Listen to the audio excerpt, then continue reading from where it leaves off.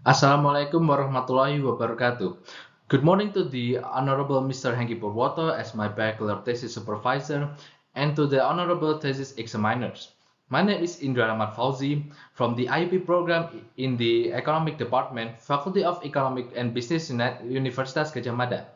I'm grateful for the opportunity to present my undergraduate thesis titled Population Growth and Economic Growth, the Correlation Towards Unemployment in Indonesia. Let's get started. So here are some topics that we will discuss today. Next up, let's start with the first topic, which is introduction. Unemployment is one of the most common economic issues in both developed and developing countries. So the excessive unemployment in a country will hurt the economy, which can cause economic instability. And this problem can be worrying, as when workers are unemployed, it implies that there is an underutilization of labor resources in the country, and this will lead to the total production of a country will be less than its potential level of output. And now let's take a look at the unemployment rate and economic growth of Indonesia between 1996 to 2021. So by the time the 1997-1998 Asian financial crisis hit many countries in East and South Asia, Indonesia was among one of the most severely affected. And as we can see, in 1997, Indonesia recorded 4.7% of annual GDP growth and then suffered a big fall during 1998 to minus 13.30. And as a consequence, it affected the quality of life of many people, including declining labor demand, massive layoffs, and shrinking formal employment to the limited productive employment opportunities, as the business went closed and bankrupt due to the crisis. And then the region faced another financial crisis in 2008-2009. But surprisingly, in Indonesia, the unemployment did not increase at the time the crisis happened. One explanation is that at the time the crisis happened, Indonesia had a large informal sector that absorbs laid-off workers from crisis-affected companies.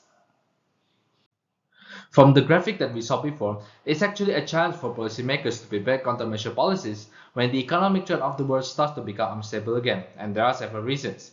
The first one is the 1997-98 Asian financial crisis that hit Indonesia proves that how damaging the recession in the economic growth of a country affects its employment rate if the policymakers didn't anticipate it well.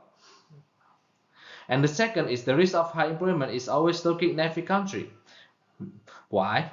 First, since the behavior of economic growth cannot be predicted and always volatile.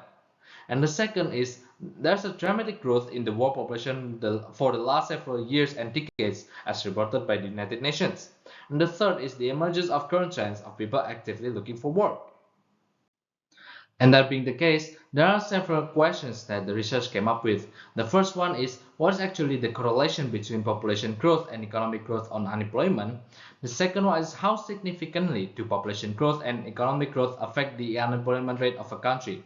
And to answer this question, the research will use the scope of 34 provinces in Indonesia in the period of 2016 to 2020.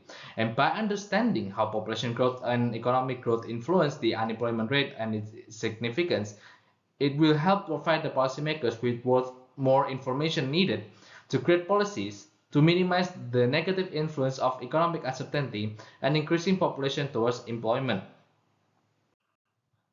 And next up to the second topic. Probably the first and the most difficult issues in determining employment is actually to define the term. This is because the term itself can include a variety of concepts depending upon the economic, political, and social organization of a country, and it can vary in time within the same country. And as we can see, there are three organizations, two of them from the world, and one is in Indonesia.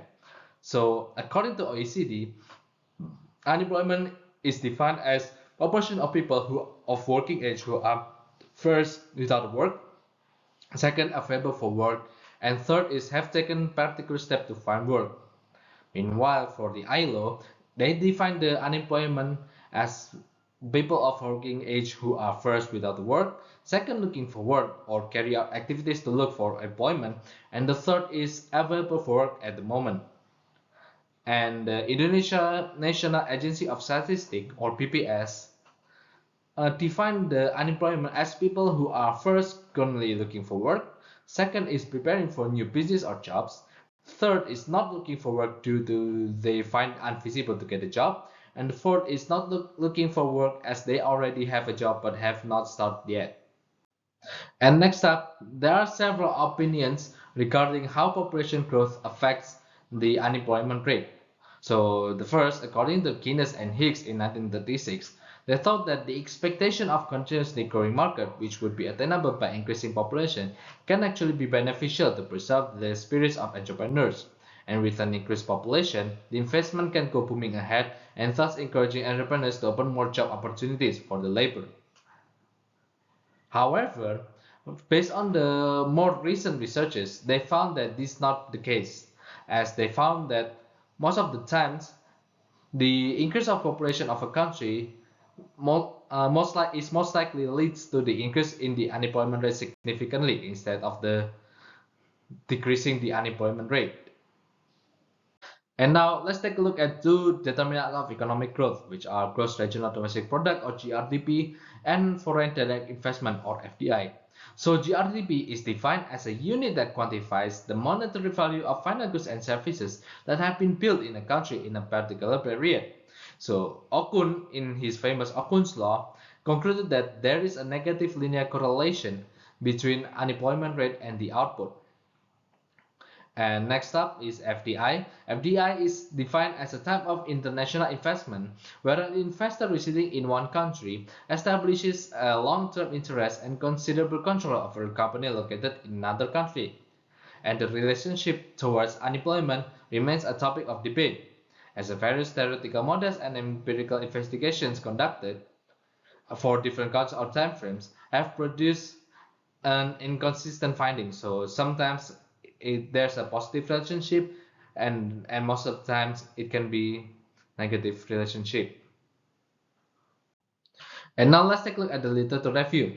So since the issue of unemployment has become increasingly prevalent in both developed and developing countries, numerous studies have explored the connection between population growth and economic growth indicators concerning unemployment and its significance. Interestingly, different results were obtained due to the differences in econometric techniques, countries research, data, and the period of the studies used. And next up, let's take a look at the data and the methodology of the research. All variables in this research were used the data of 34 provinces in Indonesia that were collected from the Indonesian National Agency of Statistics. The period will be between 2016 to 2020, so there are 5 total periods. And for the total observations, there will be 170.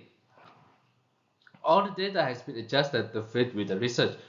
As the first, in the case of unemployed labor force, due to data initially have 2 periods in each year, which are February and August, the research will assume that the data of each year will be represented by the data from the period of February the year after.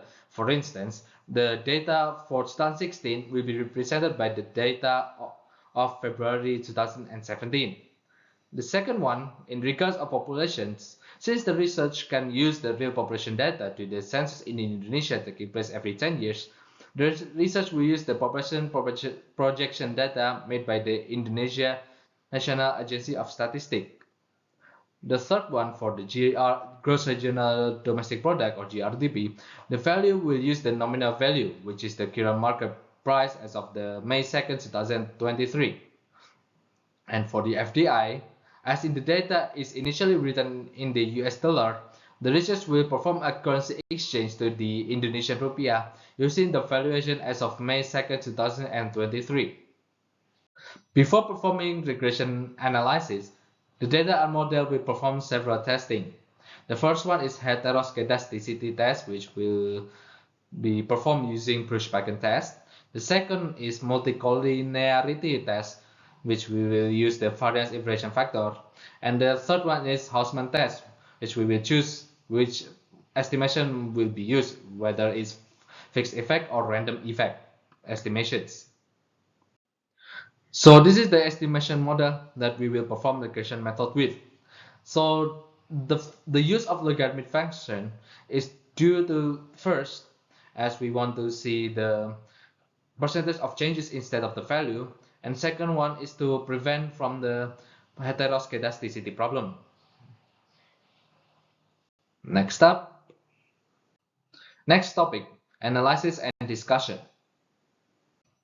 And now let's take a look at the descriptive statistic of the variables. As we can see, there is a mean of 214,935.3 of the unemployment labor force in Indonesia, with a minimum in one province is 8,881 and with a maximum of 2,185,465.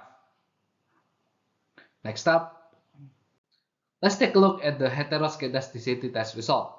As we can see, the p-value shows a value of 0.2821, which is not significant as the value is above the 0.05 significance level. Therefore, the null hypothesis of constant variance or homoskedasticity is accepted.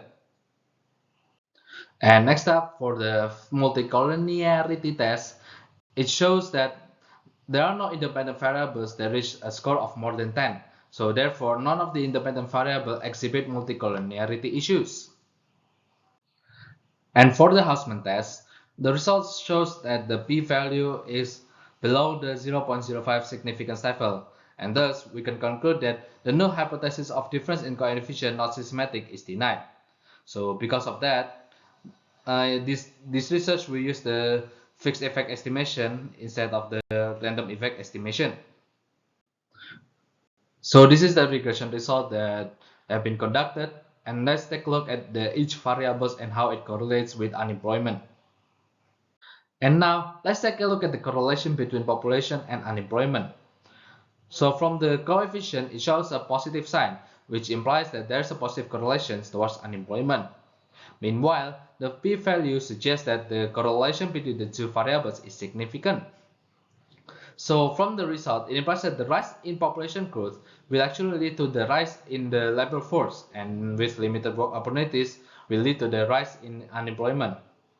The reduction in population growth may prompt a decline in unemployment, but the influence would only be felt in the long run, as even if assumed there's a sharp decline in the birth rate in years forward, the population and the workforce would likely to grow relatively quick for the next 15 years, or projected rate of 1.25% in Indonesia, according to the Indonesian National Agency of Statistics, given that more than a quarter of current population is less than 15 years old. And now for the correlation between GRDP on unemployment. So the result shows a negative coefficient, which means that there is a negative correlation between both variables, and the p-value suggests that GRDP affects the unemployment rate significantly. So the results suggest that the growing economic growth in a country can actually bring a positive effect on the GRDP and the labor productivity that will be adequate for creating job opportunities. As when the GDP is rising to an increase in consumer demand for goods and services as an indication that the economy is booming, the consumer confidence is high and the demand of various goods and services is correspondingly elevated. And in order to meet this surge in demand, manufacturers and other types of companies may hire more employees. Last but not least, let's take a look at how FDI correlates with unemployment. So from the coefficient, it shows that there is a negative correlation towards unemployment. And the p-value of 0.278 suggests that there is no significant correlation between unemployment and FDI. So based on the result, it shows that FDI actually provides benefits to the employment in Indonesia, as it adds to the net capital and create jobs in growing industries. In addition, FDI actually will enhance private investments, transfer knowledge and technological skills in the workforce, and encourage the creation of new jobs. Next up, conclusion. Using the case of 34 provinces in Indonesia between 2016 to 2020, it's concluded that first, there is a positive and significant correlation between population growth and unemployment. Second, GRDP has a negative and significant correlation with unemployment. Third is the correlation between FDI and unemployment is proven to be negative and not significant.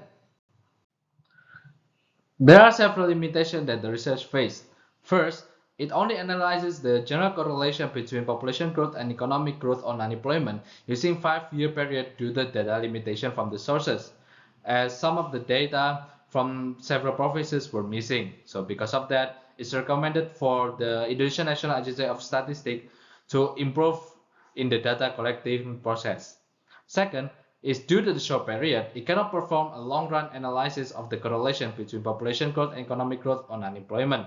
So because of that, further analysis in the future may be required to examine the correlation in the long run using more data and periods. That's all from my presentation. Thank you and for your attention, and wassalamualaikum warahmatullahi wabarakatuh.